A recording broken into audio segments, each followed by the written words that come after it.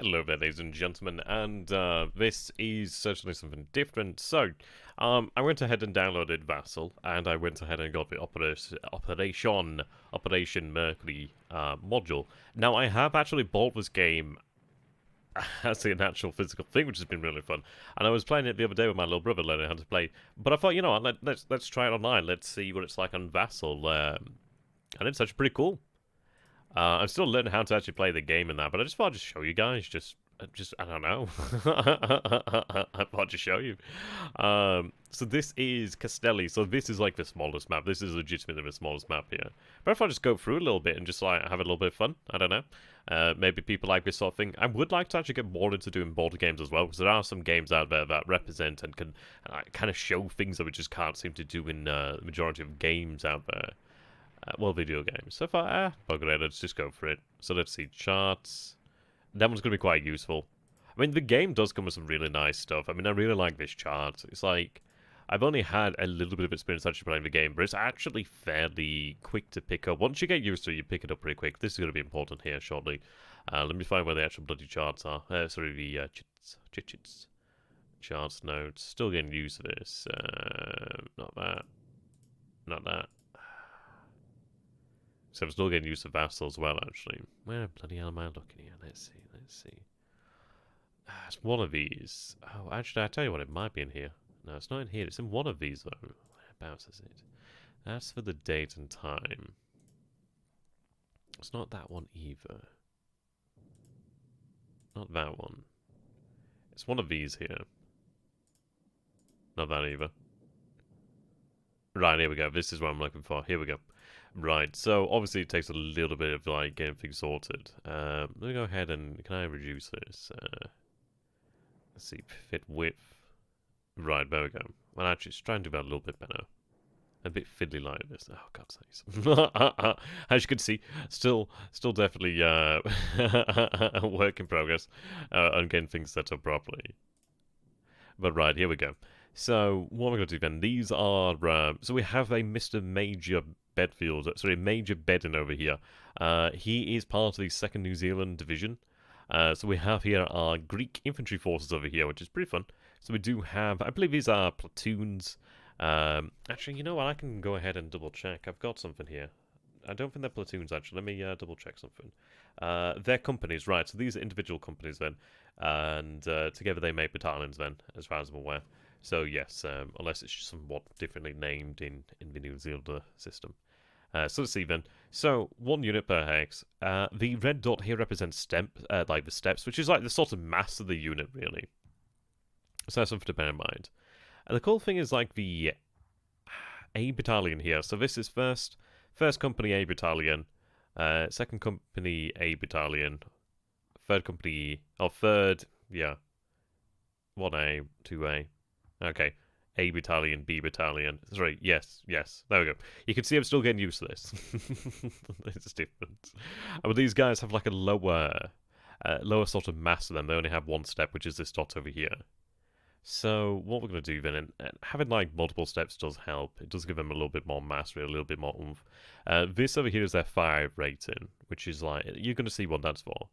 This is their defense rating, the +1 there. This is their assault rating, and we have the movement allowance, and then this is their troop quality. So they've only got a troop quality of 1, 1, 2, 1, 2, 2.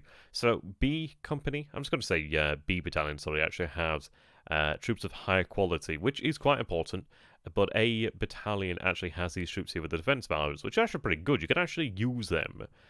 They're not, like, huge, but they can kind of tie up German forces, which is kind of like how I feel about them. So what we're going to do then is start with 1205, which is over here. So I'm going to kind of use these guys at the front, really, just to try and act like roadblocks and have, like, the larger formations actually dug into better terrain, really. Okay. So 1205... 1005.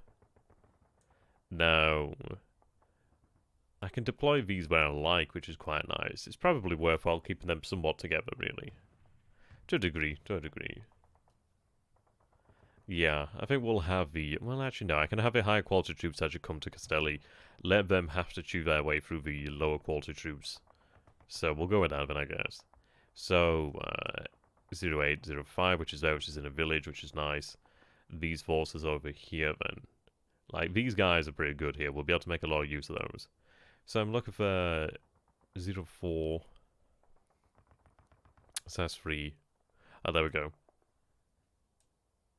0304. So that's 0304. I love how it tells you up here. And then this one over here, 0202. Okay, so that was a little bit crazy there, I apologize. We do have a Gerberg's division. I cannot pronounce it Gerberg's, so I'm so sorry. But we actually do have a German forces over here. The Germans at 11 AM actually do receive reinforcements, which is this anti-tank company over here, essentially, which is pretty cool. They also do have air power available. That's going to come in useful later. But what I'm going to do then, actually, is just move this to one side. And we're going to go ahead and play a little bit of game here. I believe you can play this multiplayer. I've never tried it, actually. But what I'm going to do here, then, is clear this. That button clears all, like, the movements there. Or the move markers. So we do have over here, then, the German Kampfgruppe, which is made up of mounted pioneers. So you do see that we actually have, like, the Germans, for a start, have higher troop quality, which is really quite nice. These guys are pretty good. You can see their fire rating is pretty damn good, too. And assault rating is pretty decent. Like, this unit really is a beefy one with the 2-step. These guys are also 2-step, but they're not as good, and this is a 1-step over here.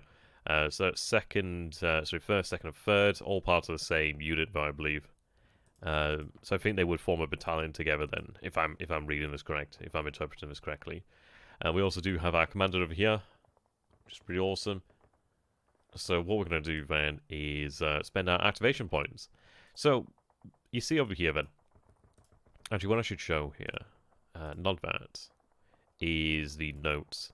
So despite success at Malmi and the flow of air landing reinforcements, the German commander on Crete, General de Gerberstrup Ringel, I realized he needed a port if armored reinforcements were going to be possible. He dispatched the reinforced Gerberg's Pioneer Battalion 95 under the command of Major Schatt. Again, I apologize about the pronunciations, it's not good. To attack and seize a small port of Kastelli. After defending the initial airborne assault, the 1st Greek Regiment, under the command of a New Zealander major, waited with no news of the fighting elsewhere. So here you go, so we can see that we do have a New Zealander major there. We do have a regiment then, so the 1st Greek Regiment, so that's quite cool. So we've got a 1st Greek Regiment here, so that's cool. So we have A and B Battalion, and they comprise the 1st Greek Regiment, so that's good to know. So the scenario starts at 9 AM, May 24th. The scenario ends when the last chit is drawn at 5 PM there on May 24th. Right, there we go. Use the campaign counters and the Kastelli map. There we go. Allied setup. So that's already sorted for us, which is quite nice. It already has the German start in proper position, which is quite good. The Allies will get to choose where our units go, which is quite nice. I'm going to be playing both sides here, essentially. Okay. So you can see here, then, command values. Dispatch raters are not used. Instead, each turn, place the Allied and German direct command into the cup. The Axis direct command is the first chip played at 9 AM, which we have already done. It's already played now, essentially. The 2nd New Zealand Division has command rating of 2. The 2nd New Zealand Division starts at 4 command points. The Gerberg's Division has command rating of 3. The 5th Division starts with 6 command points. Okay. Major Bennett is placed with any Greek unit and allows Greek units on the Kastelli map to be in command. Allows Greek units. Neither Major Bennett nor any Greek unit may leave the Kastelli map. Which obviously you could connect this up to different maps. So, obviously this is where I'm still learning here. Major Bennett is placed with any Greek unit. Yeah. So what we need to do then is actually deploy Major Bennett. So, what I'm going to do then is go back over here. And we have the police over here. This is the Kastelli police. Now, they have to be placed here, which is why they're already placed, which is quite nice. So, what I'm going to do then is actually... I think I'm going to have them placed with the superior troops. I could have them part of a battalion. It might be worthwhile. At least then I do have an in-command unit at the front lines. But I think I'm going to go ahead and have him over here, actually. Have Major Bennett in place there. That's fine by me. So, what I'm going to do then is move that back out of the way. Get rid of that again. Now, I'm going to go back into the notes. Okay. So, the German player wins if he controls the port of Kastelli at the end of any game turn. Otherwise, the Allied player wins. So, the Germans receive air support using 2 Luftwaffe airstrike counters as per Rule 5.1 for use when the 5th Gerbergs Division activation sheet is drawn at 9 a.m. So, what I need to do then is go over here to the mug. Now, let's see. So, I think what I do then is I place these guys in here. So, they're both in there. So, I think what we do now then is, let's see, refill mug. I'm not too sure. Right, okay. Okay, again useless. Okay, I think I just place them in there, so I'll refill that. And I think I should draw them at random. So that's direct command. See, this is it. I'm still learning here. Still learning. So what I'm going to do then is go ahead. Right, okay, so we draw a second New Zealander. So we're going to have the second New Zealanders go first here, I think. I think I'm doing things right. I've got to say, still learn the game. It's a bit different doing it on Vassal. It's probably like one of the first times I've used Vassal, really. I played it on it in the past, but it has been a long while. So anyhow then, what we're going to do then is, I think we get to go first. We'll take the opportunity. So we do have a movement allowed to 4 here. If I go ahead and find... Is it that? No, it's not that. Oh, I need to remember which charts. Okay. So it's 9 a.m. Right, here we go. Terrain effects chart. Okay, so you can see we have all the different terrain here. Now, clear terrain, this is how many points it costs you. So regular and then column. So regular is 2 points of our 4 movement allowance, and then in column would be 1. Now, obviously, if you're in column, it doesn't go well for you if you get attacked. So that's something to bear in mind. So let's see. Wheeled and tracked. Obviously, everything here is going to be legged infantry, so that's fine. Don't need to worry about that. But you can see there are bonuses over here. So let's see. Yes, if we had fortified terrain, that'd be like a -4 to enemy fire modifiers, which is quite nice there. You can see villages help out, towns help out, -1 from a village. Being a scrub's -1, and being an orchard is -1 as well, so that's really worthwhile. The good news about Crete is there's a lot of orchards. It's pretty good like that. You can see also there's different kinds of terrain over here. The port doesn't particularly do anything for us there. Original terrain there, so obviously OT means like it is what it is really. A defense rating of units defending upslope of an upslope of a slope hex side during an assault is decreased by 1. Okay, so that's fine. This all comes into use as well. It seems complicated, but it's actually pretty simple really. It's kind of strange like that. Like it just takes some time to learn. So what I'm going to do then is I'm going to go over here. So let's see. Now we begin with our 4 command points over here. So I'm going to use these as I so wish. You have to spend points to activate units. So I could activate 4 units, which is pretty good. I could potentially activate... Now the issue is obviously we do have a road. The road halves the cost of movement. So if I had a unit in column marching along a road, I think it would only be 0.5 movement points, which is pretty good. That might be like a potentially good idea. I don't know how you come out of column. I don't know if you can do it the same turn or whether you can do it when you like. So I'm still learning there. So I think I might avoid column for the time being and just use regular. Just make sure no rules are broken. If you guys have got some experience here with board games and using Vassal, do let me know actually. I'd like to take a look at doing things like this in the future actually. So it could be quite fun. It could be something really different. It'd be nice to have maybe like streams and stuff really. That could be fun. So what we're going to do then is... I'm not entirely sure if I can finish this scenario by the way, but we'll just play. I just want to just try this out, really, and just see how it goes. I mean, as you guys can see, it's very unpolished, to say the least. But that's fine. It also makes me wish I had more screens, too, but hey, we'll manage. Okay. So what I'm going to do, then, is activate... See, this is it. This unit here, I'm going to move it out of the way, is in clear terrain. I think what I might want to do, then, is... Just get rid of that. Is I might want to potentially activate these units and actually potentially take up positions of resistance, really. So Kofalanos would be quite nice because that is a village. It's pretty good. It's on the road as well. So what I'm going to do then is spend a point here initially, so you can see I spend one of those points. I'm going to activate this unit. I'm going to move it there. So that's moved now. What I'm going to do then is now activate another 2 units. I'm only going to have 1. I'm going to take these guys over here. So if I go back to the chart, terrain effects. So these guys are in... Let me just... You can... There's a button to like hide things actually. I've got to bear that in mind. So that's orchard and vineyards. So it looks like they're in a vineyard. So that's 2 points, because they're in regular movement mode. So what I'm going to do then is 2 points and 4 points there. So they've moved now. I don't know if the leader moves, but I'm going to treat it as if the leader can move. I think leaders move like at the end of the turn or something like that, or at the start of the turn. I'm not entirely sure, but I'm just going to have him move there, because it's not going to have an impact on the rest of the battle for this turn anyhow. And then I'm going to have these guys move. So let me go ahead. 1 point because they're on the road there. Let me double check that. Road. Yes. So original terrain and half. So this is clear terrain. Then in clear terrain now, and it's going to be half. So it's only 2. It's like normally 2 points in regular, but because they're moving on a road, it's only going to be 1 point. So 1 point, 2 point, 3 point, 4 points. So they've moved now.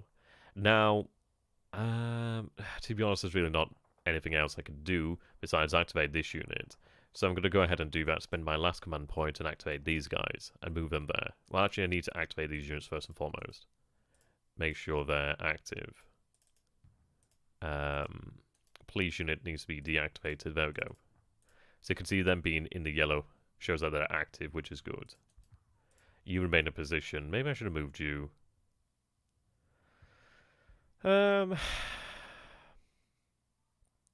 Too late now, you can stay there. I should have thought about that one. But there we go, they're active, so they've moved now. I don't know what the green means. Do not know what the green means, but we'll find out. Okay, so that's essentially the allied turn there. There's nothing else I can do. So what I'm going to do then is draw a chit from here, which is a direct command. But I don't know how I use these. I don't know if they actually matter right now. So I'm just going to ignore that for the time being. So I'm going to do then is draw that chit, which is the 5th Gerber, which is now activated. So they're pretty much good to go. So what I'm going to do then is just move this to one side, and then I'm going to bring this back in here, and bring up the actual nodes. So you can see that receives air support using 2 Luftwaffe airstrike counters when the division activation sheet is drawn for 9 AM. So that's done. It's been drawn. So what I'm going to do then is go ahead and drag, well, just 2's fine. So have them there. Move that back out of the way. Well, that's the 3rd one there, so I'll drag that elsewhere. I love the fact that I can actually use it between screens. That's awesome. So they're now arriving. So we actually do have Luftwaffe air support, which is awesome. So what I'm going to do then is, I'm also going to be playing as the Germans here. Just going to be fun. So what we're going to do then is use the air power here. Now, the interesting thing about air power is I don't think it actually matters if there's entrenchments. I don't think there's any like modifiers for that. So I think what I'd be better off doing then is using the actual Luftwaffe air power to try and degrade these units that are in tough positions to try and make it easy as we move on forward. The Germans can deal with these units fairly easy because they're not too big. They're going to be problematic because they've got the +1 defense rating, but they're not that strong. So what I'm going to do then is bring you over to here. And then bring you over here. You can have one attack, you can have like them attack one, well they only attack one each, but you can have like 2 attack the same unit, which might be potentially a worthwhile idea in fact. I'll have them attack 2 units right now, just to give it a go. So what I'm going to do then is click on them to attack, select them there, so you can see, there we go. So we only have a fire rate and a 3, which is their fire rate in here, which is not exactly a huge amount. There's no other like modifiers. You can see there's no modifier here. So it's unlikely they're going to do any damage, but you never know. Oh, there we go. We actually do hit there. So you can see I rolled a 1, which is actually really good. If I go over here, it's not the best it could have been, but it's still not bad. Now, how it works is you can see the fire rate in here is white. So that means it's dual purpose as far as I'm aware. They're targeting an unarmored unit, an unarmored target, and you can see we've got to roll a 1. So I needed a 0, a 1, 2, or a 3 there to actually hit, and to actually obviously cause that damage. As you can see, a roll of 0 automatically hits, a roll of 9 automatically misses. So you can see we've got a 1, which is that an actual... Oh, that's actually really awesome. So, oh, that's really good. In small arms, that's possibly suppressed. You can see it's interesting. So we have 1 here, which indicates a step loss, which is really good. Unit elimination is good. But yeah, so you can see here, a 1 would have been a step loss, which is nice. That would weaken the unit there. Suppression arguably is better in a lot of ways, to be honest. Because it has to be removed via rally, and it really screws with them. They no longer can do very much. Because they are said, well, they're actually suppressed. So that's good. I'm going to take that. So what we're going to do then is go ahead, and I'm going to take that Luftwaffe token away. And I'm going to go over here, combat, suppression. So they're now suppressed. So if I go here, and I click down here to combat, and then info, you can see here then we have the actual unit information. So you can see movement, fire, assault. So you can see it's -2. Their actual assault was 4 to begin with, but it's now currently 2 because of -2 from suppression. Their troop quality has been decreased by 1, so they're down to 1 now, which is a big problem. You can see their defense is, obviously, they're in a village, so it's still good. But it looks like, no, that's from the village there. -1's, I'm not too sure. But anyway, forget that. Range is 1. There we go. So you can see that's had a real impact on them. So that's pretty cool. So we're going to have you actually go ahead and attack then. So they're going to try it again. And, yeah, there they go. There we go. That misses. There's no actual effect there from the actual airstrike. Let me go ahead and separate them. So there we go. But that wasn't bad. I mean, that's one of the larger units actually suppressed there, which is actually quite meaningful. So that's quite cool. Right, so we're in the German turn now. So what I'm going to do then is activate all these units here. Can I activate them all? I wonder if you can actually, like... Let me try. I've not tried this yet. Is it... No, okay. Oh, no, you can. I can, like, alt-click and it'll do them all, which is nice. I think it's alt. Yeah, no, shift-click. Right, so we're going to activate them all. So that's the reactive there. Now, actually, I think Major Benden does stay there. I think Major Benden does stay there. So he can just be, like, there. It's fine. I think he moves at the end of the turn or something like that. But that's fine. So what I'm going to do then is take our units over here. So we do have our strong units. So what I'm going to do then is... they have 4 movement ratings, so 2. Oh, they're on the road, though, so it's only 1. 2. There we go. Now, I'm in this unit's fire zone now. You have a fire zone 1 hex around you. And if you move into that, that's fine. But if I was to move again here, that unit would get an opportunity shot. So it's not worthwhile taking that, really. So what I'm going to do then is move there then. Now, what I'm going to say then is... We'll have this done first. So what I'm going to do then is spend... Well, we need to spend the actual correct points, though, actually. Whereabouts is it? Is that one? Yes, there we go. So, I have 6 to begin with. I activated all those units, and we have 3 left. Now, you can have like a second action if your units are in command. Now, this commander over here has a command rating of 5, which is 5 hex range. So, these guys are in command. Like, these guys aren't in command, which is something that does matter here. So, you can see, it is actually good having these kind of guys.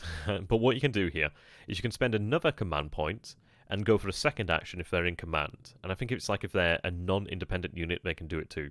So what I'm going to do then is I'm going to spend another point to actually have them perform a second action. Now, the second action cannot be the same as the first action. So what I'm going to do then is have them, obviously they're activated, but it's like have them do it again. What I'm going to do then is actually click attack. So I'm going to have them attack. What I like here is the fact that it actually does this automatically for you. Like, how the game works is line of sight works by having a straight line through the hexes here. So it's like I can't see through to that one. I can't see through to that one due to the actual orchards over here. Like, 2 orchards in a row is like blocking terrain. So it's like I could see... well, I think that just means that they're out of range. I think if that's that, then... I'm not too sure. I think that might be like blocking terrain there. I know it is blocking terrain. I'm still learning, so you obviously do forgive me. So anyhow, we're going to have the attack over here. Now... Okay. It's a little bit different. It's this opportunity. Why is this opportunity? Now, direct. There we go. Okay, so it looks like it was on the allied point of view there. That's interesting to see, though. So what I'm going to try to do here, then, is roll a company bonus. So I have a troop quality of 5. If I roll my troop quality, then I get a +2 bonus here to my fire modifier. So I'm going to roll that. And they fail. Oh, that's hard luck. That is hard luck. Now, there's no other rate in here. Interestingly enough, in the village is -1, +1 base. I'm not too sure how it works with the +1 defense rating. I think the defense rating might have other things actually, but let's go ahead and double check. So let's go over here then. So direct and indirect fire rating. So company bonus if passed. Okay, terrain, yep. Okay, range, defense rating, +- defense rating of a target. Not too sure how that impacts on it. I'm sure the game will work it out automatically for me. We're still going to fire there. So we haven't got the company bonus, but what I'm going to do then is roll that. And we hit. We rolled a 1 there, which is actually pretty good, which is a possible suppression. So there we go. What happens now then is I go ahead, and this unit's got a true quality of 1. But I think if I go into combat info, true quality is 1. So this is where I need to like double check the rules. So I'm still getting used to how to use this. I think, let me see, bring this back up. True quality, 1 if out of command. Yeah, so I think they get -1 to being out of command there. So what I'm going to need to do then is actually roll their true quality.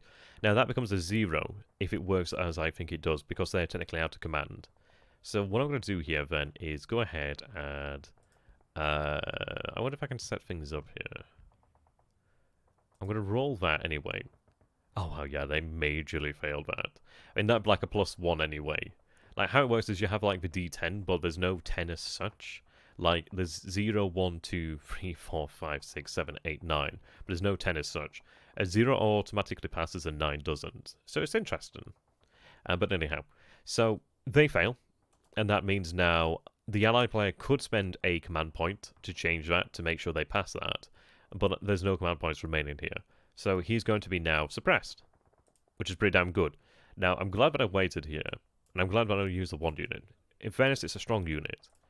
But what I can do now, then, is I can move. So I'm going to spend 1 point, 2 points, 3, 4 points to try and flank around. And then, let's see. What I want to do is actually try to make it this way, but it's difficult. The roads are good, but I've got to move through the cover here. If I move this side, there's not much in the way of cover. So what I'm going to do then is have them move to the same position here, and we'll go with that. Now, I could potentially have them fire there as well, actually. And I think I might as well, considering I've got nothing else I can do with my command points right now. So I'm going to have them both actually fire at him. Okay. So fire rating is 4. I'm going to try for the command for the company bonus, and that fails again. Wow, that sucks. We'll roll.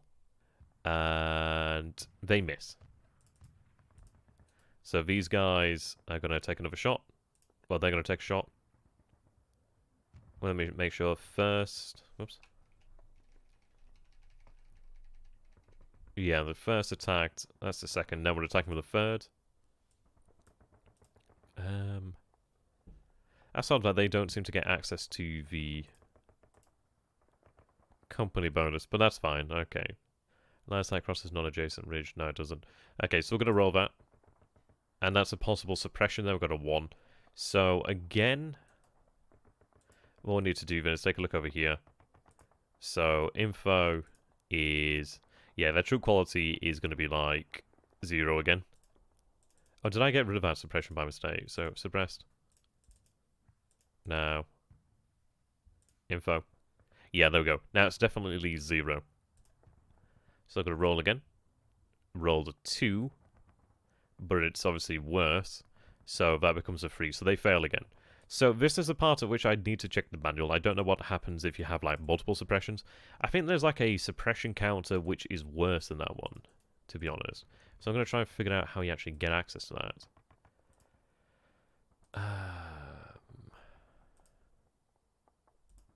Yeah, I'm not super sure here, to be honest. Small scenario. Markers. Suppressed. Unless there's only... I don't know, I'm not too sure what happens if you have more than one suppression marker. I think what happens is you start taking like cohesion hits or something. But I think that happens after 2 suppressions, I'm not too sure. But either way, they're quite suppressed. So, all in all, a pretty good turn there for us. And I think they would then move to there.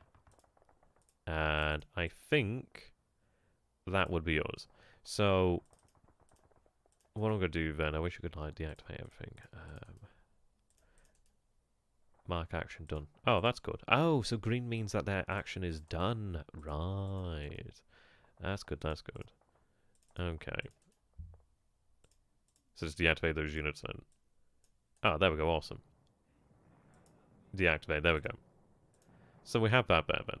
So you can see the game's pretty interesting. It's not particularly hard. It just takes some use, getting used to really. So what I'm going to do now then is...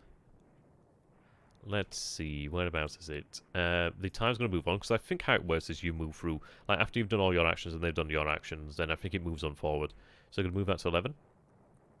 Still the 24th. But the Germans receive reinforcements at this time, at 11 o'clock. In 1506, what I'm going to do is move that. That's not ideal. Move that there for the time being. And then that goes over there. So you can see that's arrived now. So clear on movement. So you can see we still have the suppression over here. But what I'm going to do then is go back to the mug, whatever it is, which is here. And I'm going to put these guys in here. See, I don't know if this direct command matters. I don't know if I should be using this. It's in here, so maybe it's meant to be used. But I'm just going to ignore it for the time being. Frankly. This is what I'm still not used. So I'm going to draw it. Okay, so second New Zealand go first again. That's pretty cool. That helps them out. So, what we need to do then is we go back over here and consult this. Now, let's see. Second New Zealand Division has a command rating of 2. So how this works is I roll a d10, and we go ahead and... how the hell did I get rid of this? Oh, there we go. Right, so I'm going to roll d10. So I got a 3. Now, you halve it, and... round down, I think. So I have a command rating of 2, and then I get 1 activation point. So I get 1 point from that. You get your command rating, and then you get the draw. You get the roll there, then you add them together. That's your like command rate. That's your like activation points that turn. So I have 3 activation points, 3 command points. Sorry. So what I'm going to try to do is.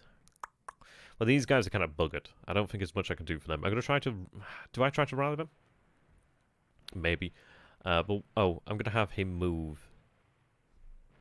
Actually, I'll move him shortly thereafter. But I'm going to spend 2... yeah,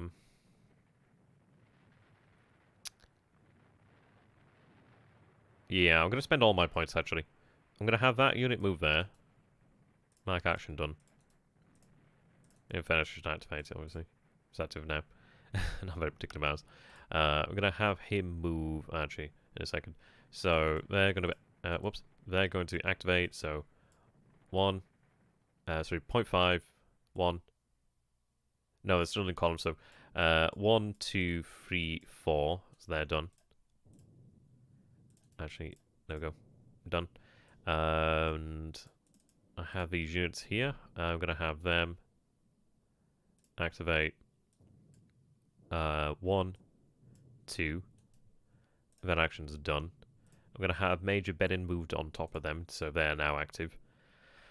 And I'm going to go ahead, so that was 1, 2, 3... I think I've done everything. I forgot what I did. So I move that unit. Move that unit. Move Bedin.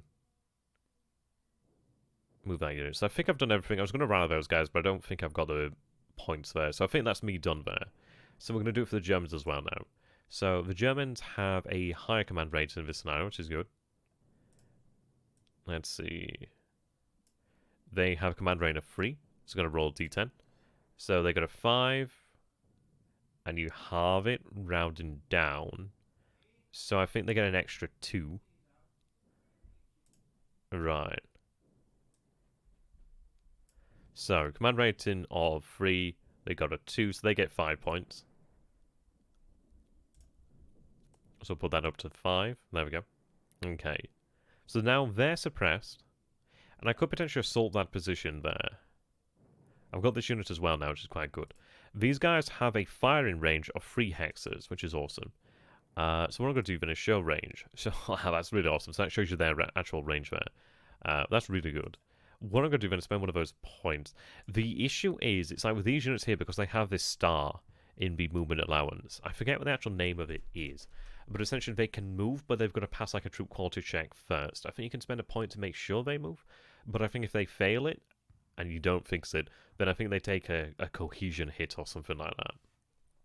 So what I'm going to do then is activate them. So that's the point. And so I'm going to go ahead and do true quality. So I need to get under 4. I get a 5. I think I can spend a point, so I'm going to spend a point to make sure they move, so they can move a hex now. And that's them done there. So, mark activation done. Movement. Mark move, movement trail. I don't know what movement trail is. Oh, it shows you where they came from. That's cool. I like that. Nice. Right. I don't know what that peak at TM means. Okay, there we go. So, mark activation done. That's them. So, we spent 2 points there. But it's still worthwhile. Can I get rid of that range? Show range, right, we'll hide that.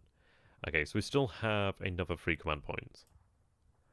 What I'm going to do here then, when units are suppressed, they don't have a fire zone. So I could deal with them, but I think I want to keep on moving really.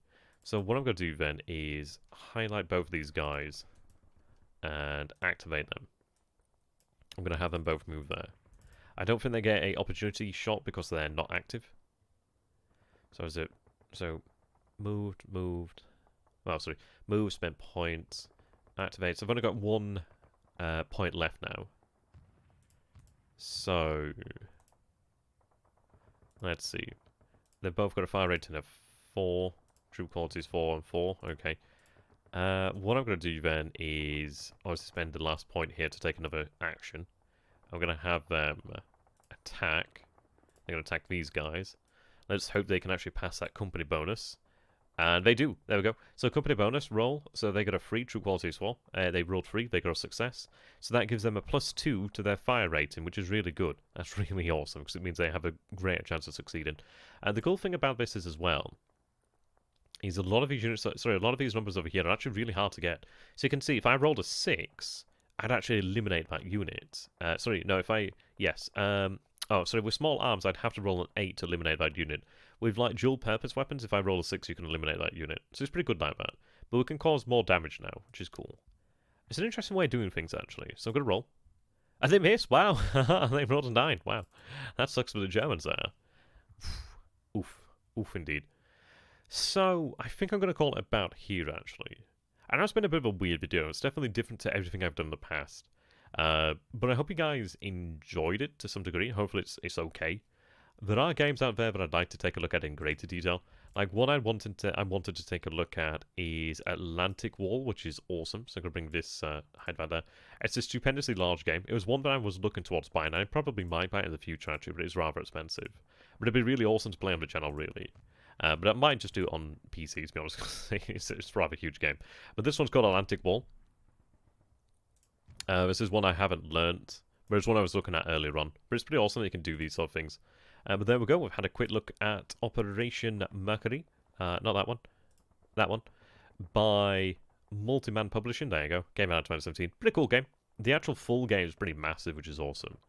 But do let me know what you think down below in the comments. I'd much appreciate any feedback. If you guys have any tips, do let me know. Also, how does one play Vassal multiplayer? Do let me know. Until next time, thank you for watching. If you've enjoyed, please do subscribe, comment below. Let me know what you think. I'd really like to know what people think. Hopefully it's not too bad. Until next time, goodbye for now.